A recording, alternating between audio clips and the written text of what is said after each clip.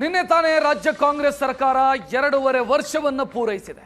ಈ ಮಧ್ಯೆ ಕಾಂಗ್ರೆಸ್ನಲ್ಲಿ ಮೇಜರ್ ಆದಂಥ ಬದಲಾವಣೆಗಳಾಗುವಂಥ ಮುನ್ಸೂಚನೆಯೊಂದು ಕಾಣ್ತಾ ಇದೆ.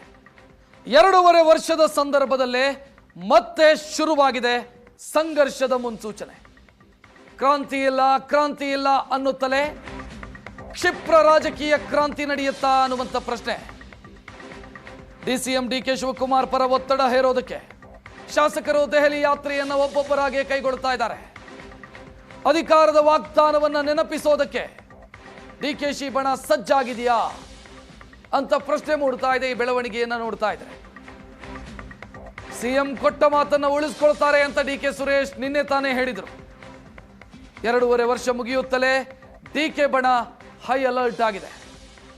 ಡಿಕೆ ಶಿವಕುಮಾರ್ ಬಣದಲ್ಲಿ ಗುರುತಿಸಿಕೊಂಡಿರುವಂತ ಶಾಸಕರು ಒಬ್ಬೊಬ್ಬರಾಗಿ ದೆಹಲಿ ವಿಮಾನ ಹತ್ತುತ್ತಾ ಇದ್ದಾರೆ. ಅಲ್ಲಿ ಪ್ರಮುಖ ನಾಯಕರನ್ನ ಭೇಟಿಯಾಗಬೇಕು ಅನ್ನೋದವರ ಉದ್ದೇಶ. ಭೇಟಿಗೆ ಅವಕಾಶ ಸಿಕ್ಕಿದಂತ ಸಂದರ್ಭದಲ್ಲಿ 2.5 ವರ್ಷ ಕಂಪ್ಲೀಟ್ ಆಗಿದೆ. ಮುಂದಿನ 2.5 ವರ್ಷಕ್ಕೆ ಡಿಕೆ ಶಿವಕುಮಾರ್ ಅವರಿಗೆ ಅವಕಾಶ ಮಾಡಿಕೊಡಿ ಅಂತ ಹಕ್ಕು ಮಂಡಿಸುವಂತ ಸಾಧ್ಯತೆಗಳಿದ್ದಾವೆ. ಹಿಂದೆ ಕೊಟ್ಟಿರುವಂತ ವಾಗ್ದಾನವನ್ನ ಈಡೇರಿಸಿ ಅಂತ ಕೇಳುವಂತ ಸಾಧ್ಯತೆಗಳು ಕಾಣ್ತಾ ಇದೆ. ಒಬ್ಬೊಬ್ಬರಾಗೆ ಡಿಕೆ ಬಣದ ಶಾಸಕರು ದೆಹಲಿ ವಿಮಾನ ಹತ್ತುತ್ತಾ ಇದ್ದಾರೆ. ಇದು ಕುತೂಹಲಕ್ಕೆ ಕಾರಣ ಆಗ್ತಾ ಇದೆ.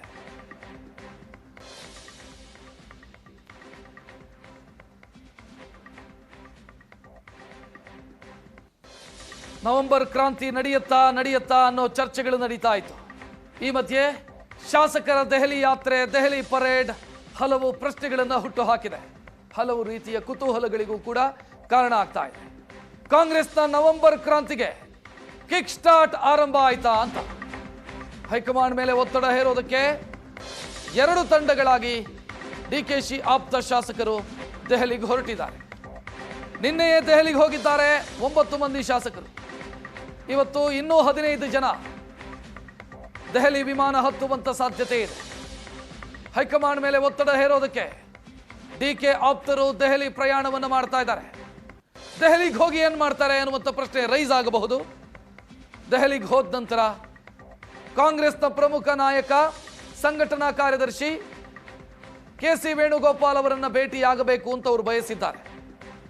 ಸಿಎಂ ಡಿಸಿಎಂಗೆ ಈವರೆಗೆ ಯಾವ ಭರವಸೆಯೂ ಕೂಡ ಹೈಕಮಾಂಡ್ನ ಕಡೆಯಿಂದ ಸಿಕ್ಕಿಲ್ಲ. ಸಿಎಂ ಬಯಸಿದ್ದು ಕ್ಯಾಬಿನೆಟ್ ರೀಶಫಲ್ಲು, ಡಿಕೆ ಶಿವಕುಮಾರ್ ಬಯಸಿದ್ದು ನಾಯಕತ್ವ ಬದಲಾವಣೆ.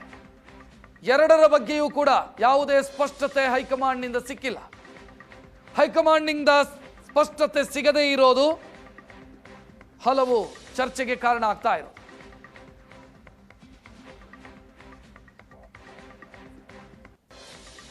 ಶಾಸಕರು ಒಬ್ಬೊಬ್ಬರಾಗಿ ದೆಹಲಿ ವಿಮಾನವನ್ನು ಹತ್ತಾ ಇದ್ದಾರೆ ಅಂತ ನಾನು ಈಗಾಗಲೇ ಹೇಳಿದೆ. ದೆಹಲಿಗೆ ಹೋದ ನಂತರ ಯಾರನ್ನು ಭೇಟಿ ಆಗ್ತಾರೆ, ಏನಲ್ಲಿ ಕಾರ್ಯತಂತ್ರ ಏನು, ತಂತ್ರಗಾರಿಕೆ ಏನು, ಹೆಚ್ಚಿನ ಡೀಟೇಲ್ ನೀಡೋದಕ್ಕೆ ನಮ್ಮ ದೆಹಲಿ ಪ್ರತಿನಿಧಿ ಮಂಜುನಾಥ್ ನೇರ ಸಂಪರ್ಕದಲ್ಲಿ.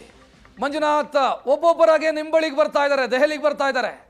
ಯಾರನ್ನು ಭೇಟಿಯಾಗೋ ಪ್ಲಾನು, ಯಾರು ಅವೈಲೇಬಲ್ ಇದ್ದಾರೆ ಹೈಕಮಾಂಡ್ನ ಪ್ರಮುಖ ನಾಯಕರ ಪೈಕಿ?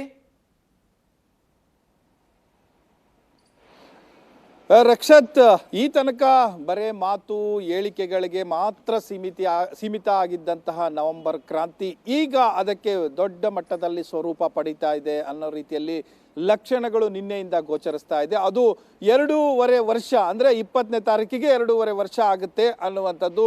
ಒಂದು ಕಡೆ ಅವರು ಸಂಭ್ರಮಾಚರಣೆ ಮಾಡ್ತಾ ಇದ್ರೆ ಸಿಎಂ ಟೀಮು, ಡಿಸಿಎಂ ಟೀಮ್ ಅಧಿಕಾರ ನಮಗೆ ಹಸ್ತಾಂತರ ಮಾಡಿ ಅನ್ನುವಂತಹ ಒಂದು ಹಕ್ಕನ್ನು ಮಂಡಿಸಲಿಕ್ಕೆ, ಅಂದರೆ ನೀವು ಈ ಹಿಂದೆ ಕೊಟ್ಟಂಥ ವಾಗ್ದಾನವನ್ನು ಪದೇ ಪದೇ ನೆನಪು ಮಾಡಲಿಕ್ಕೆ ಈ ಹಿಂದೆ ಡಿಸಿಎಂ ಮತ್ತು ಅವರು ಮಾಜಿ ಸಂಸದ ಸುರೇಶ್ ಅವರು ಎಷ್ಟು ಸಾರಿ ಬಂದಿದ್ರು ಕೂಡ ಆಗ್ತಿರ್ಲಿಲ್ಲ. ಜಸ್ಟ್ ಮಾತುಕತೆಯಲ್ಲಿಗೆ ಮಾತ್ರ ಆಗ್ತಾ ಇತ್ತು. ಆದರೆ ಈಗ ಶಾಸಕರು ಪುನಃ ಅಖಾಡಕ್ಕೆ ಇಳಿದಿರುವಂಥದ್ದು. ಡಿಸಿಎಂ ಬೆಂಬಲಿಗರು ಅಂತ ಅನ್ನಿಸಿಕೊಂಡಂತಹ ಬಹುತೇಕ ಒಕ್ಕಲಿಗ ಶಾಸಕರು ಇವತ್ತು ದೆಹಲಿಗೆ ತಲುಪುವಂತ ಸಾಧ್ಯತೆ ಇದೆ. ಹೆಚ್ಚು ಕಡಿಮೆ 30 ಜನ ಬರ್ತಾರೆ ಅನ್ನುವಂಥ ಮಾಹಿತಿಗಳಿದೆ. ನಿನ್ನೆ ರಾತ್ರಿ ಹೆಚ್ಚು ಕಡಿಮೆ ಒಂದು 8 ರಿಂದ 10 ಜನ ಈ ತರ ನಿನ್ನೆ ರಾತ್ರಿ ಬಂದಿದ್ದಾರೆ. ವಿವಿಧ ಹೋಟೆಲ್ಗಳಲ್ಲಿ ಅವರು ಇದ್ದಾರೆ. ಬಹುತೇಕ ನಿನ್ನೆ ರಾತ್ರಿ ಹೆಚ್ಚು ಕಡಿಮೆ ಒಂದು 10:30-11 ಗಂಟೆಯ ಆಸ್ಪಾಸಿನಲ್ಲಿ ಖರ್ಗೆ ಅವರಿಗೆ ಭೇಟಿಯಾಗಿದ್ರು. ರಾಜೇಗೌಡರು ಇರ್ಬೋದು, ರಂಗನಾಥ್ ಅವರು ಇರ್ಬೋದು, ಅದೇ ರೀತಿ ಗುಬ್ಬಿ ವಾಸು ಅವರು ಇರ್ಬೋದು, ಅವರ ನೇತೃತ್ವದಲ್ಲಿ ಭೇಟಿಯಾಗಿ ಮನವಿಯನ್ನು ಸುಮಾರು ಒಂದು 10 ನಿಮಿಷಗಳ ಕಾಲ ಖರ್ಗೆ ಅವರಿಗೆ ವಿವರಿಸುವಂಥ ಕೆಲಸ ಆಯಿತು. ಆದರೆ ಈ ಬಗ್ಗೆ ಯಾರೂ ಕೂಡ ಪ್ರತಿಕ್ರಿಯೆಯನ್ನು ನೀಡ್ತಾ ಇಲ್ಲ, ಏನು ಮಾಡ್ತೀವಿ ಏನು ಮಾಡಲ್ಲ ಅನ್ನುವಂಥದ್ದು. ಆದರೆ ಇದು ಪ್ರಮುಖವಾಗಿ ತಂತ್ರಗಾರಿಕೆಯ ಮೊದಲ ಭಾಗ ಅನ್ನುವಂಥದ್ದು. ಖರ್ಗೆ ಅವರನ್ನು ಭೇಟಿಯಾಗುವುದು ಒಂದು, ಎರಡನೇದು KC ವೇಣುಗೋಪಾಲ್ ಸಂಘಟನಾ ಕಾರ್ಯದರ್ಶಿ ಅವರಿಗೆ ಭೇಟಿಯಾಗುವಂಥದ್ದು. ಪ್ರಮುಖವಾಗಿ ಅವರಿಗೆ ಭೇಟಿಯಾಗಿ ಎಕ್ಸ್ಪ್ಲೈನ್ ಮಾಡಬೇಕಾಗಿರುವಂಥದ್ದು ಜಾಸ್ತಿ ಇದೆ ಅಂತ DCM ಬಳಗ ಹೇಳ್ಕೊಳ್ತಾ ಇರುವಂಥದ್ದು. ಯಾಕೆ ಅಂತ ಅಂದರೆ ರಾಹುಲ್ ಗಾಂಧಿಗೆ ತೀರಾ ಹತ್ತಿರವಾಗಿರುವಂಥವರು, ಜೊತೆಗೆ ಇವರ ಸಂಘಟನಾ ತಂತ್ರಗಾರಿಕೆ ಎಲ್ಲವೂ ಕೂಡ ಅವರಿಗೆ ಗೊತ್ತಿರುವಂಥದ್ದು. ಈ ಹಿನ್ನೆಲೆಯಲ್ಲಿ ಇವತ್ತು ಬಹುತೇಕ ಭೇಟಿ ಆಗುವಂತ ಸಾಧ್ಯತೆ ಇದೆ. ಮಂಜುನಾಥ್, ತಾವಾಗ್ಲೇ ಹೇಳಿದ್ರಿ ನಿನ್ನೆ ಕೆಲವರು ಖರ್ಗೆ ಅವರನ್ನ ಭೇಟಿಯಾದ್ರು, ಇವತ್ತು KC ವೇಣುಗೋಪಾಲ್ ಅವರನ್ನ ಭೇಟಿಯಾಗೋ ಸಾಧ್ಯತೆ ಇದೆ ಅಂತ. ಒಬ್ಬೊಬ್ಬರಾಗಿ ಭೇಟಿಯಾಗೋದು ಅಂತನ, ಎಲ್ಲರೂ ಜೊತೆಗೆ ಹೋಗಬೇಕು ಅಂತನ ಲೆಕ್ಕಾಚಾರನ, ಏನಿದೆ ಯೋಚನೆ? ಬಹುತೇಕ ಒಬ್ಬೊಬ್ಬರಿಗೆ ಭೇಟಿಗೆ KC ವೇಣುಗೋಪಾಲ್ ಅವಕಾಶ ಕೊಡಲಿಕ್ಕೆ ಸಾಧ್ಯತೆಗಳು ಕಾಣಿಸ್ತಾ ಇಲ್ಲ, ಆ ಲಕ್ಷಣಗಳು ಕೂಡ ಕಾಣಿಸ್ತಾ ಇಲ್ಲ. ಎಲ್ಲರೂ ಕೂಡ ಮಾಸ್ ಆಗಿ ಒಮ್ಮೆ ಭೇಟಿ ಆಗಬಹುದು, ಇಲ್ಲ ಯಾರಾದರೂ ಒಬ್ಬರು ಬನ್ನಿ ಅಂತ ಹೇಳ್ಬೋದು ಅಂತ ನಿರೀಕ್ಷೆ ಮಾಡಲಾಗ್ತಾ ಇದೆ. ಇವತ್ತು ಬೆಳಗ್ಗೆ ಅವರು 8-8:30 ಖರ್ಗೆ ಅವರು ಬೆಂಗಳೂರು ಕಡೆ ಹೊರಟಿದ್ರು, ಆದರೆ ಅದು ಪ್ರೋಗ್ರಾಮ್ ಕೂಡ ಇವತ್ತು ಸಂಜೆಗೆ ಶಿಫ್ಟ್ ಆಗಿದೆ ಅನ್ನುವಂಥ ಮಾಹಿತಿಗಳು ಬರ್ತಾ ಇದೆ. ಇನ್ನು ರಣದೀಪ್ ಸಿಂಗ್ ಸುರ್ಜೇವಾಲಾ ಡೆಲ್ಲಿಯಲ್ಲಿ ಇರಲಿಲ್ಲ, ಆದರೆ ಇವತ್ತು ಡೆಲ್ಲಿಗೆ ಬರ್ತಾ ಇದ್ದಾರೆ ಅನ್ನುವಂಥ ಮಾಹಿತಿ ಇದೆ. ವೇಣುಗೋಪಾಲ್ ಡೆಲ್ಲಿಯಲ್ಲೇ ಇದ್ದಾರೆ. ಹಾಗಾಗಿ 3 ಜನ ಏನಾದರೂ ಮಾತುಕತೆ ಮಾಡ್ಕೋತಾರ ಅನ್ನುವಂಥದ್ದು ಒಂದು. ವೇಣುಗೋಪಾಲ್ ಭೇಟಿಗೆ ಎಲ್ಲರಿಗೂ ಬಹುತೇಕ ಅವಕಾಶ ಸಿಗಲಿಕ್ಕೆ ಸಾಧ್ಯ ಇಲ್ಲ. ಹಲವರಿಗೆ ಅಂದರೆ CM ಜೊತೆ DCM ಜೊತೆ ಕಳೆದ ಬಾರಿ ಬಂದಂಥ ಹಲವರಿಗೆ ಭೇಟಿಗೆ ಅವಕಾಶ ಸಿಕ್ಕಿಲ್ಲ. ಕಾರಣ ಬಿಹಾರ್ ಚುನಾವಣೆ ಅನ್ನುವಂಥದ್ದು, ಅದರ ಫಲಿತಾಂಶ ಅನ್ನುವಂಥದ್ದು. ಆದರೆ ನಿನ್ನೆ ಮೊನ್ನೆ ಬಂದಂಥವರು ಅಥವಾ ಹೋದಂಥವರಿಗೆ ಅರ್ಧ ಗಂಟೆ ಕೂಡ ಕೆಲವು ನಾಯಕರ ಜೊತೆ ನಿನ್ನೆ ಮಾತುಕತೆಯನ್ನು ವೇಣುಗೋಪಾಲ್ ಮಾಡಿರುವಂಥದ್ದು, ಮತ್ತು ಮಾಹಿತಿಯನ್ನು ಪಡ್ಕೊಂಡಿರುವಂಥದ್ದು. ಏನಾಗ್ತಾ ಇದೆ, ಏನಾಗಬೇಕು ಅನ್ನುವಂಥ ಮಾಹಿತಿಗಳನ್ನು ಪಡ್ಕೊಳ್ತಾ ಇರೋದು, ಮತ್ತು ಅವರ ಅಭಿಪ್ರಾಯವನ್ನು ಕೂಡ ಏನು ಹೇಳ್ತಾರೆ ಅನ್ನುವಂಥ ಆಲಿಸುವಂಥ ಕೆಲಸ ಆಗ್ತಾ ಇದೆ. ಕೆಲವು ನಾಯಕರ ಕಡೆ ಈವನ್ ಜಯಚಂದ್ರ ಅವರು ಇರ್ಬೋದು, ಅಥವಾ ನಿನ್ನೆ ಶಿವಾನಂದ್ ಪಾಟೀಲ್ ಭೇಟಿಯಾಗಿದ್ರು. ಸುಮಾರು 20-25 ನಿಮಿಷ ಅವ್ರ ಕಡೆ ಮಾಹಿತಿಯನ್ನು ಪಡ್ಕೊಂಡಿದ್ದಾರೆ, ಅವ್ರು ಏನು ಹೇಳಬೇಕು ಹೇಳಿರುವಂಥದ್ದು. ಸೊ ಇಷ್ಟೆಲ್ಲ ನಡೆದಿದೆ. ಇದು ತಂತ್ರಗಾರಿಕೆ ಮಾಡುವಂಥ ಕೆಲಸ.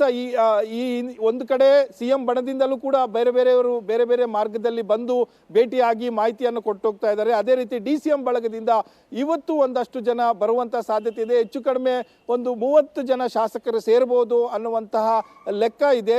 ಆದರೆ ಎಲ್ಲರನ್ನು ಒಟ್ಟಿಗೆ ಭೇಟಿ ಆಗ್ತಾರಾ ಅನ್ನುವಂಥ ಪ್ರಶ್ನೆಗೆ ಇನ್ನೂ ವೇಣುಗೋಪಾಲ್ ಅವರ ಕಡೆಯಿಂದ ಉತ್ತರ ಬಂದಿಲ್ಲ. ರಕ್ಷತ್, ಥ್ಯಾಂಕ್ ಯು ಮಂಜುನಾಥ್ ಮಾಹಿತಿಗೆ.